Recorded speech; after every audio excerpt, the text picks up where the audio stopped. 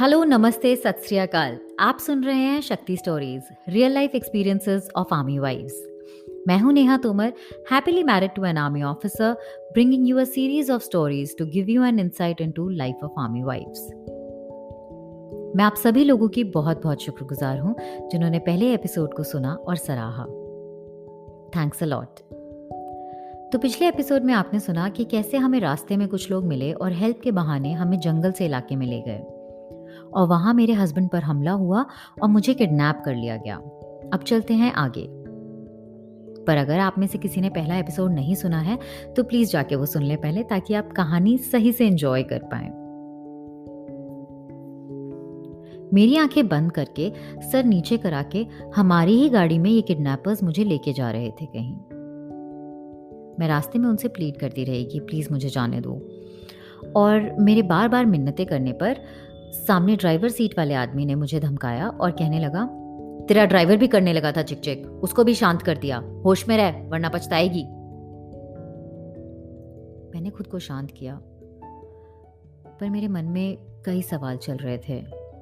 मेरे पति डीजे को कितनी चोट आई होगी, उनको कोई मदद मिली होगी या नहीं, उन्हें किसी ने देखा होगा, क्या वो किसी को बता पाएंगे हमारा पीछा करने के लिए। इतने में ड्राइवर सीट वाला आदमी अपनी एक्साइटमेंट जताता है इस बात पर कि आज उससे उसका बॉस कितना खुश होगा। इतनी सही पार्टी जो दबोची है उसने। और इनकी आपस की बातों से अब मैं और घबरा गई थी। इसके आगे मैं क्या करूं क्या ना करूं कुछ नहीं सूझ रहा था। मेरे साथ आगे क्या होने वाला है ये सोच सोच कर तो और ज्यादा डर लग रहा था मुझे। अब कहीं जाकर इन्होंने मुझे गाड़ी से उतारा। मैं फिर इनसे मुझे छोड़ने की गुहार करती रही। प्लीज मुझे डीजे के पास जाने दो, ही नीड्स मी, आपको जो चाहिए ले लो और मुझे जाने दो। अब यहाँ बाकी तो कुछ सेंस नहीं कर सकती थी, पर इतना जरूर पता चल रहा था कि वहां काफी पेड़ों के बीच से लेके गए मुझे, क्योंकि चलते वक्त सूखे पत्तों की कुचल जाने की आवाज होती है ना, वो आ रही थी मुझे। और वहां काफी बड़ा बॉनफायर भी चल रहा था। दुपट्टे से आती हुई हल्की हल्की रोशनी से अंदाजा लगाया मैंने। लोग भी कई ज्यादा थे यहाँ पर। मेरे बार बार बोलने पर ये लेडी ने मुझे चुप कराते हुए मारा, और अब she literally snatched my mangalsutra of. उसने जोर से खींचकर मंगलसूत्र तोड़ दिया और मेरे ऊपर ना जाने क्यों कहीं से लिकर भी फेंका गया, जैसे मानो वो आपस में बॉटल पास कर रहे हों। काफी हेल्पलेस फील कर रही थी मैं अंदर से, पर मैंने अपनी पूरी शक्ति लगा के मेरे आसपास जो भी था सबको नोचना शुरू कर दिया। जी हाँ, अब ब्लाइंड फोल्डेड में और कर भी क्या सकती थी ना। वो लेडी का मुंह तो पकड़ में आ गया था मेरे, और वहां जो लड़के थे उनको भी हाथों पे बहुत नोचा मैंने। इसके बाद उन्होंने मुझे कार की डिग्गी में बंद कर दिया और फिर कहीं लेके गए। मैंने खुद को इससे ज्यादा लाचार कभी नहीं पाया था। मेरे पति पर ना जाने इन्होंने कैसा हमला किया था और मुझे कहीं लेते ही जा रहे हैं। I was now literally crying, but still not enough to let them know this. यही सब सोचते सोचते अब कहीं और पहुंच गए थे हम, और ये कोई पक्का रास्ता था, वो जंगल वाले रास्ते जैसे ऊबड़ खाबड़ नहीं। यहाँ मुझे एक कमरे में फेंक दिया गया जहाँ ट्यूबलाइट वाली वाइट लाइट थी, और इतने में मुझे और भी कई लड़कियों की रोती और सिसकती आवाजें सुनाई पड़ी। अब मैं अंदर ही अंदर टूट रही थी, पर बाहर फिर भी लड़ने लग रही थी। यहां भी मैंने जितने सामने आए सबको नोचा और मारने की कोशिश की, हाथों से पैरों से, पर अब लोग ज्यादा थे। लड़ने लड़ाने में मेरी हाथ की वो हरी चूड़ियां जो मम्मी ने सगन में पहनाई थी वो भी टूट गई थी।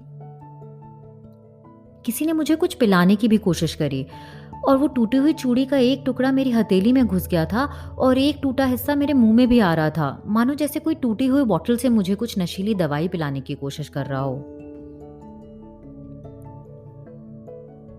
पर मैंने मुंह नहीं खोला।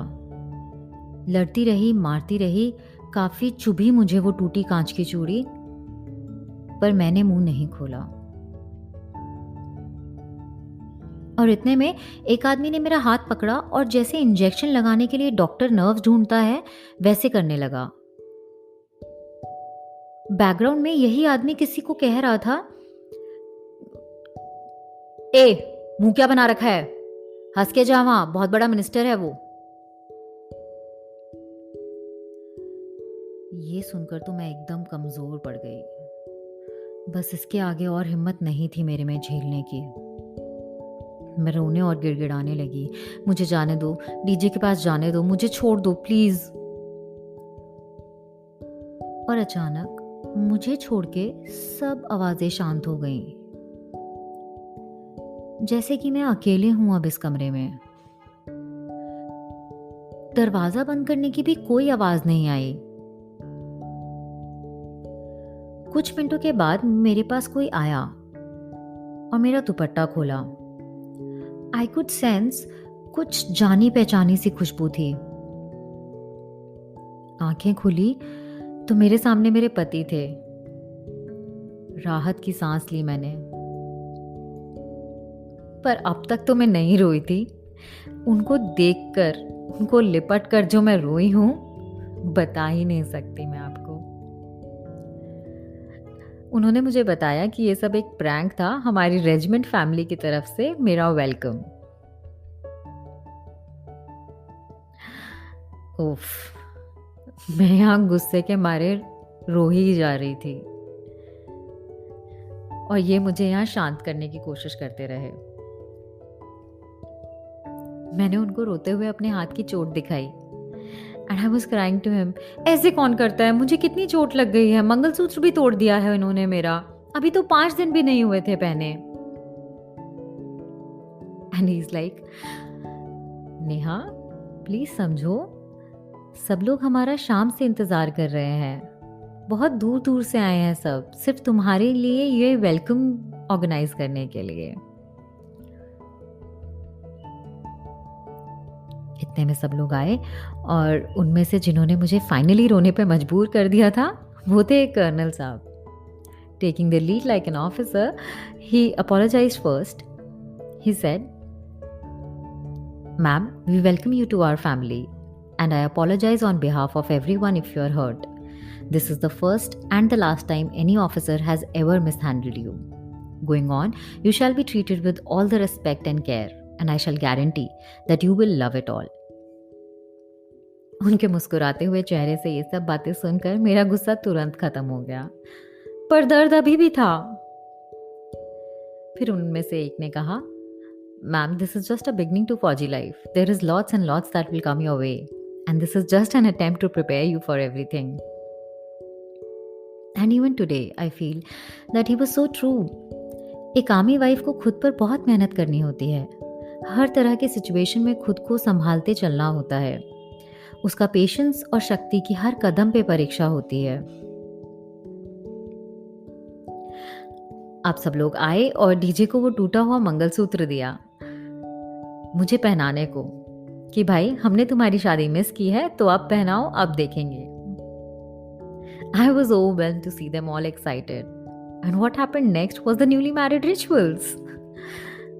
अब यहाँ मेरे लिए इंस्ट्रक्शंस ये थी कि अब आप पैर जमीन पर नहीं रखेंगे। DJ has to carry you in his arms to a rickshaw parked outside.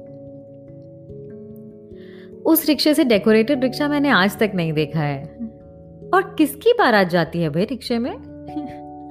एक आर्मी ऑफिसर की। वो भी वो रिक्शा जिसके 2 टायर पंक्चर किए गए हैं। इसकी फोटो मैंने अपने इंस्टाग्राम हैंडल पे अपडेट की है। इस वेल डेकोरेटेड रिक्शे में रेड कारपेट पर रखी एक चेयर पर बैठाया गया मुझे और डीजे को रिक्शा चलाकर लेकर जानी थी अपनी बारात ससुराल हमारे, जो कि है वही कर्नल साहब का घर जिनसे थोड़ी देर पहले मैं घबराई हुई थी।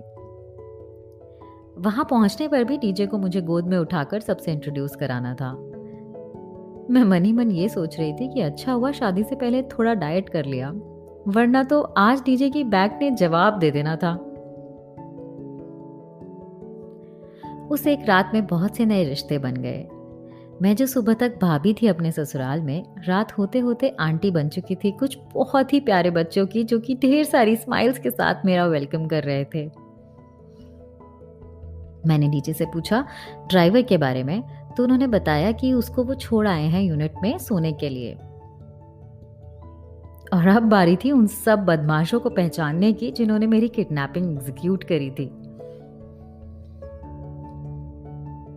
जिस कपल ने मुझे किडनैप किया था, वो लेडी और ऑफिसर डीजे से भी पहली ही बार मिल रहे थे। बट क्योंकि ये सब एक रेजिमेंट ऑफिसर की वाइफ के लिए हो रहा था, सबने साथ में मिलकर इतना सब कुछ किया। मैंने पूछा क्या किसी ने रिकॉर्ड किया ये सब कुछ? And they were like, ma'am, if you remember the evening for the rest of your life, that is good enough for us. And I must say, मैं उनको भी ये कहती नहीं थकती हूँ, कितना फिल्मी था। I was just not able to guess this at all. आप सब लोग भी विश्वास नहीं कर पा रहे थे। कितने लोगों ने मुझे ये कहा कि ये ड्रीम सीक्वेंस था, और नहीं तो मैंने एग्जैजरेट किया होगा। बट नहीं, this was 100% real true story. और ऐसे अलग अलग किस्से आप किसी भी आर्मी वाइफ से सुन सकते हैं। इस मामले में काफी क्रिएटिव होते हैं हमारे ऑफिसर्स। झूठ नहीं कहूंगी, एक जगह थोड़ा शक हुआ था मुझे, पर सब कुछ इतना रियल हो रहा था कि I just couldn't understand how to react. और वो मंगलसूत्र टूटने वाला सीन, उसके बाद तो मुझे और डाउट हो गया कि प्रैंक में कोई इतना नुकसान तो नहीं करेगा शायद मेरा। But what an unforgettable memory. A huge shout out to my Pattu family. अब बारी थी कुछ फन गेम्स की, पर सब यहाँ रिवील नहीं कर सकती हूँ। Join me on my Instagram DJ Neha 2017। बहुत ही अमेजिंग बात मुझे इनके घर की ये लगी कि ये अपनी सब्जियां अपने गार्डन में ही उगा रहे थे। It is so cool, no? But think of it कि कल को अगर सब्जियों के साथ बॉम्ब भी किसी के किचन गार्डन में निकल आए तो क्या कुछ हो सकता है, ये जानने के लिए catch up with me on my next episode, bomb in the backyard. On this note I will sign off today and would like to know कि आपको कैसा लगा मेरा वेलकम का किस्सा। मेरे लिए तो it is a memory of a life time.